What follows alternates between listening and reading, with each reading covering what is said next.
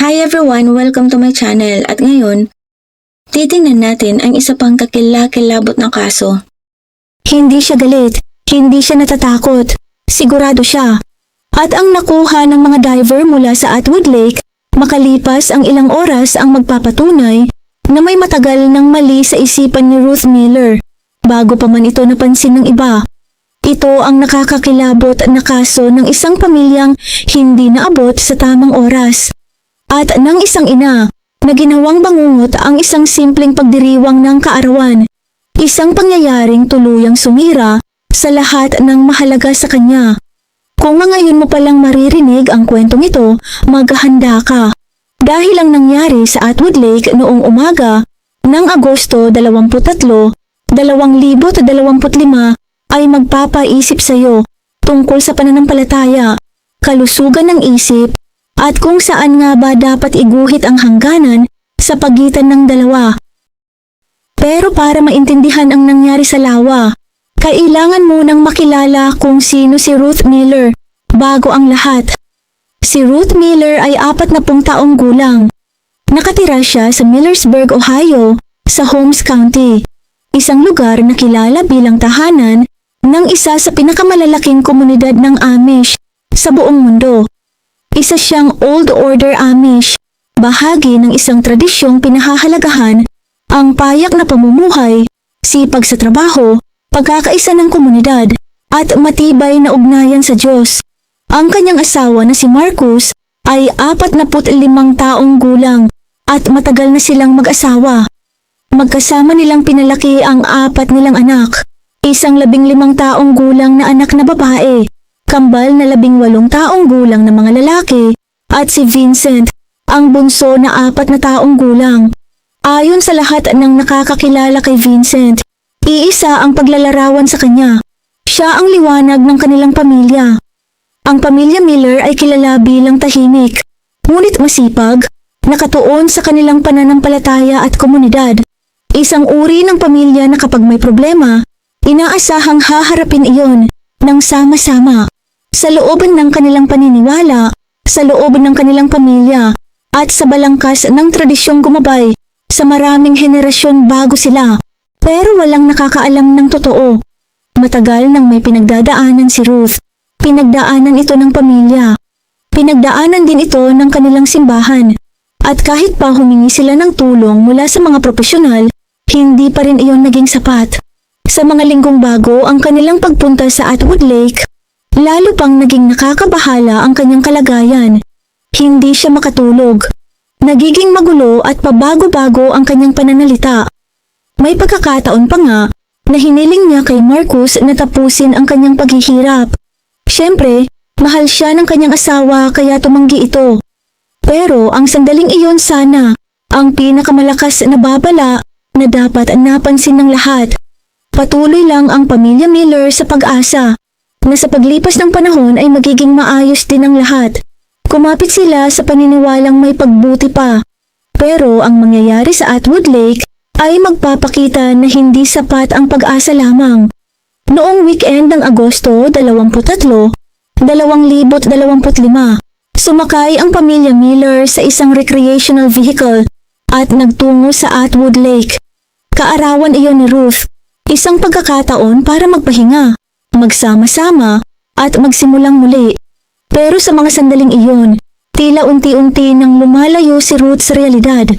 Ang mga bagay na pinaniniwalaan niyang ipinapagawa sa kanya ay mabilis na nagbago, mula sa kakaiba patungo sa mapanganib. Sa loob lamang ng wala pang 12 oras. Tandaan mo ang detalyeng ito. Ang timeline ng mga pinaniniwalaan ni Ruth, ang susi para maunawaan kung paano nauwi sa isang trahedya ang simpleng pagdiriwang ng kaarawan. Bandang 1:15 ng madaling araw, magkasamang naglakad sina Ruth at Marcus papunta sa isang dock sa lawa. Tumalon sila sa tubig, hindi para maglibang at hindi rin aksidente, kundi dahil naniniwala si Ruth na kinakausap siya ng Diyos, nagbibigay ng mga utos at pagsubok upang patunayan ang kanilang paniniwala at pagiging karapat-dapat. Nagsimula ito sa maliliit na hakbang, ngunit unti-unting lumala. Naniniwala si Ruth na kaya niyang maglakad sa ibabaw ng tubig. Ngunit, nang subukan niya ito mula sa dulo ng dock, nahulog lamang siya sa lawa. Ang ilan sa mga pagsubok na iyon ay may kinalaman sa paglangoy, habang ang iba naman ay kakaiba. Pero ang pinakakakaiba sa lahat ay ang sinabi ni Ruth na direktang ipinahayag sa kanya na siya raw ay lulunukin ng isang isda. Pag-isipan mo iyon sandali. Siyempre, nabigo silang magawa ang paglalakad sa ibabaw ng tubig. Tumapak si Ruth mula sa dock at agad siyang lumubog. Sinubukan naman ni Marcus na lumangoy papunta sa isang sandbar sa may kalayuan. Isa pang gawain na ayon kay Ruth ay ipinapagawa raw sa kanila. Ngunit hindi niya iyon kinaya. Pareho silang bumalik sa kanilang RV, na basang-basa, pagod at bigo. Pero dito, mas lalo pang naging nakakatakot ang lahat. Masuwerte pa silang nakabalik mula sa tubig sa unang pagkakataon. Ngunit sinabi ni Marcus kay Ruth na kulang ang kanyang paniniwala na kailangan niyang subukan muli, na sinusubok siya ng Diyos at siya ay nabigo. Kaya bumalik siya. Ngunit sa pagkakataong iyon, hindi na siya nakabalik.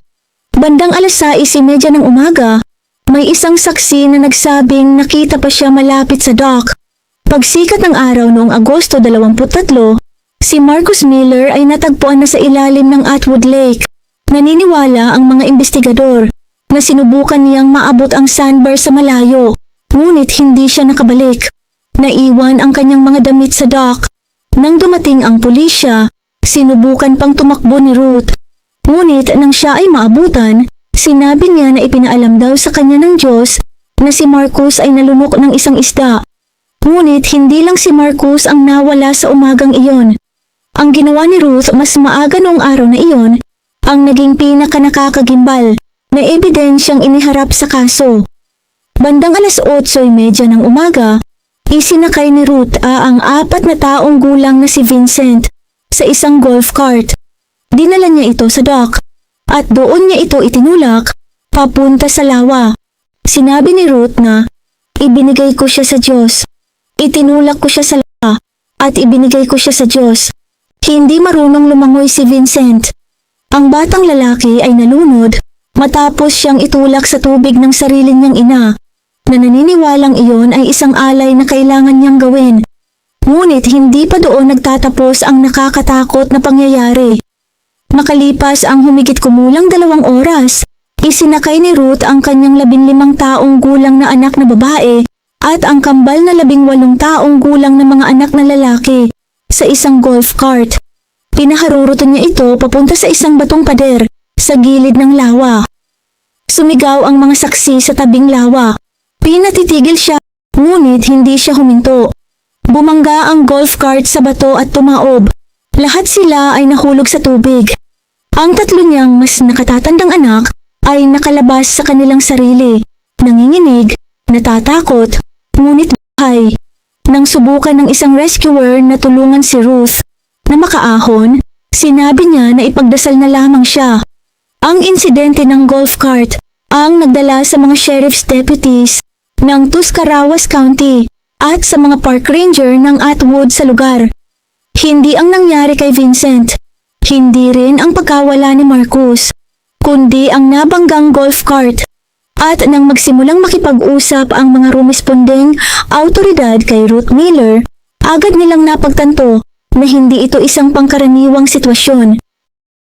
Natagpuan ng mga investigador ang isang babae na hindi man lang sinusubukang itago ang nangyari. Mas higit pa itong nakakabahala kaysa sa inaasahan nila. Nagtanong ang mga pulis tungkol sa kanyang anak at sa kanyang asawa at sinagot ni Ruth ang bawat tanong. "Ibinigay ko ang anak ko sa Diyos." "Ang anak mo?" "Oo." "Nasaan ang asawa mo?" "Lumabas siya kaninang umaga, pero hindi na siya bumalik. Pumunta kami sa bangka at naroon ang kanyang mga damit. Sinabi sa akin ng Diyos na nasa lawa siya at nilamon siya ng isang isda at dapat ninyo siyang hanapin sa ilalim ng lawa. Makikita ninyo ang isda at makikita ninyo ang asawa ko at doon kayo maniniwala." Pero mahina ang paniniwala ng mga hindi naniniwala hanggat hindi nakikita. Lumuhod siya at nakipagdasal kasama ang isang paramedic. Nagtanong siya kung may makakapagbigay sa kanya ng isang baso ng tubig. Sinabi niya sa mga pulis na malapit na ang katapusan at paparating na ang Diyos sa lalong madaling panahon. Walang pagtatago. Walang kwentong gawa para iligaw ang iba. Sinabi niya ang lahat dahil sa kanyang isipan, wala siyang dapat itago. Para sa kanya, tama ang kanyang ginawa. Para sa kanya, iyon ay banal. Tinawag ang mga diver. Pagsapit ng 6:00 ng gabi noong Agosto, 23, natagpuan nila si Vincent malapit sa dock. Si Marcus naman ay na-recover kinabukasan, Linggo, Agosto 24, 2025. Humigit kumulang 53 yarda mula sa dock. Pareho silang natagpuan sa ilalim ng lawa. Eksakto, kung saan sinabi ni Ruth na makikita sila. Ang 3 anak na nakaligtas ay ipinasa sa pangangalaga ng kanilang mga kamag-anak. Ngunit dito, naging mas komplikado ang kaso, higit pa sa isang simpleng depensa na may kinalaman sa kalagayan ng isip. Dahil ang mga sinabi ni Ruth na nakuhanan sa body camera ay lumikha ng isang legal na problema na hindi maaaring baliwalain ng magkabilang panig. Noong Agosto 28, sinampahan si Ruth Miller ng 2 bilang ng mabigat na kaso ng pagpatay. Inilipat siya mula sa isang pasilidad para sa kalusugan ng isip patungo sa kulungan ng Tuscarawas County. Pagdating ng 5 ng Setyembre, naglabas ang grand jury ng 7 kaso laban sa kanya. Isang bilang ng mabigat na pagpatay kay Vincent na may planado at sinadyang layunin, isang bilang ng pagpatay, isang bilang ng matinding pananakit, isang bilang ng paglalagay sa panganib ng bata, at 3 bilang ng karahasan sa loob ng pamilya, kaugnay ng insidente, kasama ang kanyang mga nakatatandang anak. Kung mapapatunayang nagkasala sa mabigat na pagpatay, maaaring maharap si Ruth sa habang buhay na pagkakakulong. May posibilidad na makapag-apela para sa parol matapos ang 20 taon o manatili sa kulungan habang buhay ng walang parol. Noong Setyembre 8, humarap si Ruth Miller sa korte para sa kanyang arraignment. Tahimik siyang naupo habang inihain ng kanyang abogado ang kanyang plea. Hindi nagkasala dahil sa kalagayan ng pag-iisip. Ang kasong sumunod ay tumagal ng mahigit 6 na buwan bago tuluyang umabot sa paglilitis. Mula pa sa simula, naging direkta na ang kanyang abogado na si Ian Friedman, isang veteranong abogado mula Cleveland. Ayon sa kanya, hindi mangyayari ang kasong ito kung hindi dahil sa malubhang kondisyon sa pag-iisip. Hindi pinagtatalunan ang mga pangyayari. Si Ruta ang nagtulak sa kanyang anak sa lawa. Si Ruth ang nagmaneho ng golf cart kasama ang kanyang mga anak papunta sa tubig. Si Ruta ang nakakita sa kanyang asawa na muling bumalik sa lawa. Hindi ang ano ang ginawa niya ang tanong. Ang tunay na tanong ay kung naiintindihan ba niya na mali ang kanyang mga ginawa. Noong Setyembre 29, nagsagawa ng 4 na oras na pagdinig tungkol sa piyansa si Judge Michael Ernest ng Tuscarawas County Common Pleas Court. Tinanggihan niya ito. Ayon sa hukom, malinaw ang ebidensyang ipinakita ng prosekusyon na si Ruth ay maaaring magdulot ng seryosong panganib sa iba at sa komunidad. Wala rin umanong sapat na kondisyon upang masigurong ligtas ang kanyang paglaya. Iginiit naman ng kanyang abogado na si Ruth ay sumasailalim na sa counseling at umiinom ng gamot habang nasa kulungan. Ngunit hindi ito nakaapekto sa desisyon ng hukom. Ipinasiya rin ng hukom na si Ruth ay may kakayahang humarap sa paglilitis. Mahalagang tandaan ang pagkakaibang ito. Magkaiba ang kakayahang humarap sa korte at ang kalagayan ng pag-iisip sa oras ng insidente. Naiintindihan ni Ruth ang proseso ng korte. Ngunit hindi ibig sabihin nito na nauunawaan niya ang kanyang mga ginawa noong Agosto 23. At ang pagkakaibang iyon ang naging pundasyon ng buong kaso. Pagsapit ng itinakdang paglilitis noong Marso 2026, tinalikuran ni Ruth ang kanyang karapatang magkaroon ng hurado. Ang magiging hatol ay nakasalalay sa iisang tao, ang hukom. At ang kanyang pagpapasya ay hindi lamang tungkol kay Ruth Miller. Ito ay tungkol sa kung saan iginuguhit ng batas ang hangganan sa pagitan ng paniniwalang hiwalay na sa realidad at ng intensyong gumawa ng krimen. Noong Marso 3, 2026, nagsimula ang paglilitis at natapos din sa loob lamang ng isang araw. Iniharap ng prosekusyon ang 42 pahina ng mga ulat ng pulisya at ang mga karagdagang dokumento. Hindi nila itinatanggi na si Ruth ang gumawa ng mga pangyayari. Maging ang prosecuting attorney na si Frederick Scott ay hayagang umamin na iisa ang naging konklusyon ng 3 psychiatric evaluations. Isa mula sa depensa, isa mula sa prosekusyon, at isa mula sa korte. 3 magkakaibang eksperto, 3 magkakaibang pagsusuri. Ngunit iisa ang kanilang naging konklusyon. Hindi na unawaan ni Ruth Miller na mali ang kanyang mga ginawa. Siya ay dumaranas ng malubhang kondisyon sa pag-iisip noong mga sandaling iyon. Diretsahan itong sinabi ng kanyang abogado na si Friedman. Iisa ang naging pasya. Wala ni isang eksperto ang kumontra. Maingat na sinuri ni Judge Ernest ang lahat. Ang mga ulat ng pulisya, ang body cam footage, ang psychiatric evaluations, ang timeline, at ang mga pahayag na kusang ibinigay ni Ruth nang walang pag-aalinlangan sa mga rumesponding opisyal noong umagang iyon. Hindi ito desisyong minadali. Ayon sa depensa, hindi ito isang planadong krimen. Isa itong resulta ng isang isipan na matagal nang gumuho bago pa man sumakay ang pamilya sa kanilang RP. Ngunit mas komplikado ang posisyon ng prosekusyon. Ayon sa tanggapan ni Prosecutor Ryan Steyer, ang mga ginawa ni Ruth ay may kasamang pagpaplano. Itinuro nila ang pagmamaneho ng golf cart, ang mga partikular na ginawa kay Vincent, at ang mga pahayag tungkol sa isda. Hindi raw ito basta-bastang mga kilos. May malinaw na aksyon sa loob ng kanyang pinaniniwalaan, at ginawa niya ang mga ito nang may sariling pagkilos. Sa ilalim ng batas ng Ohio, malinaw ang pamantayan. Hindi mahalaga kung iniisip ni Ruth na tama ang kanyang ginagawa. Ang mahalaga, alam ba niya na labag ito sa batas?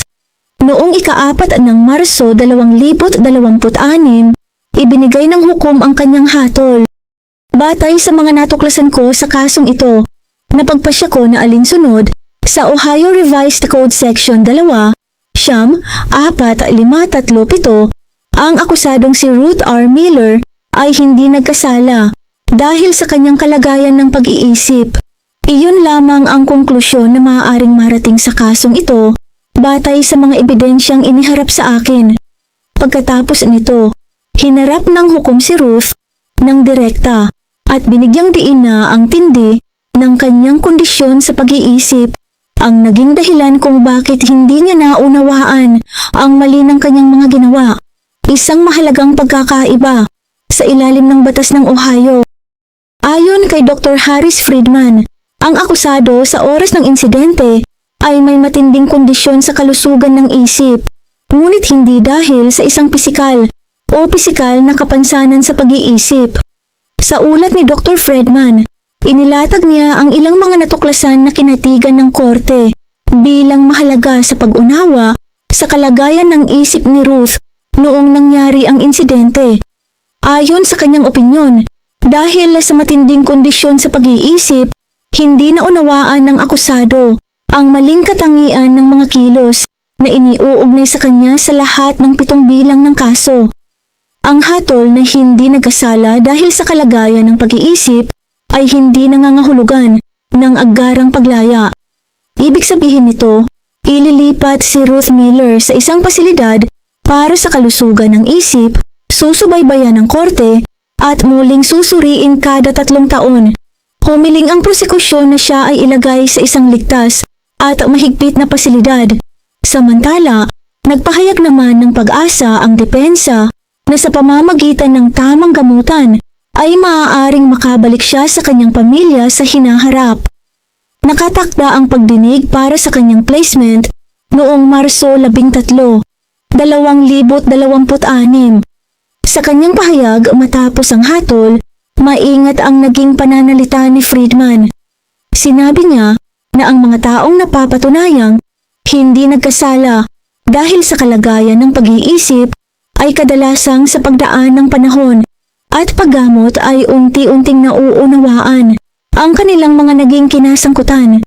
Ngunit ang kanilang natutuklasan ay isang bagay na mahirap ilarawan, isang bagay na nagdudulot ng matinding lungkot at bigat.